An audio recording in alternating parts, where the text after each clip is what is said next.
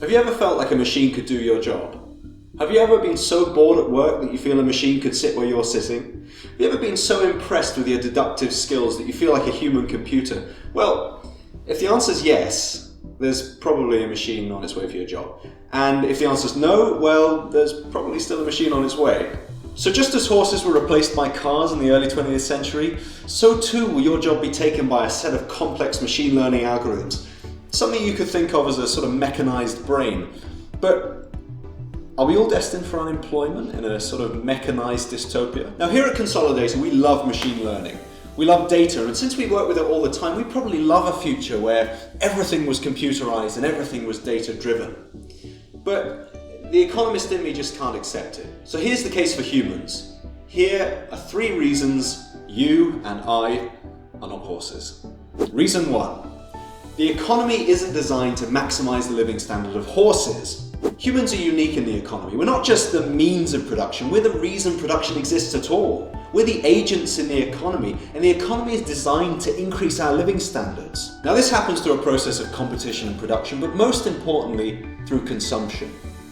Horses, unlike humans, can be left by the wayside as the economy marches on. Reason 2. The economy is designed for me and you to work and consume. Horses are just tools of production for the sake of humans. Humans need to work and consume for a capitalist economy to function.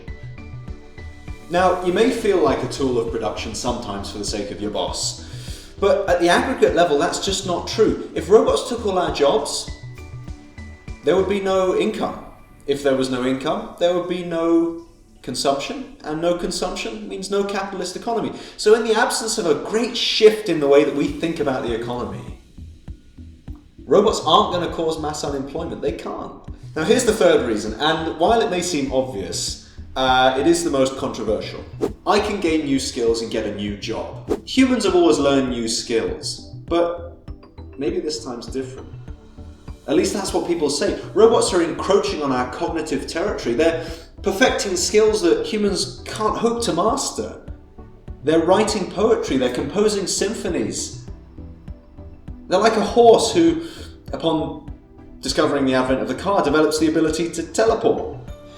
Now, the basis of this idea was put forward about 80 years ago by John Maynard Keynes. But the problem with it is that it fails to take into account of human ingenuity. And here's why with an example from the argument itself. Now, we shouldn't call self-driving cars cars. And the reason for that is because they solve the general problem of getting something from point A to point B. And that's a good point. We shouldn't call self-driving cars cars, we should call them autos. But the same is true for us. We shouldn't call ourselves workers. We should call ourselves human beings, because human beings have adapted to changes in their environment for millennia, both natural and artificial. And so to call us mere workers just limits the scope of your imagination for what we can achieve. So what's the future for us Homo sapiens? Well, robots won't cause mass unemployment, but they will take work away from us. And let's hope that that drives us more towards a 3 or 4 day work week with the automation of routine tasks. Because where's the fun in a life of work with consumption and leisure fixed at the margins? But we can say this, far from beckoning the end of employment, robotics will offer freedom for millions of workers who are currently trudging through each work day. Maybe doing work that's better suited to a clever machine. And less time for work means more time to enjoy life. So who knows? You could take up horse riding?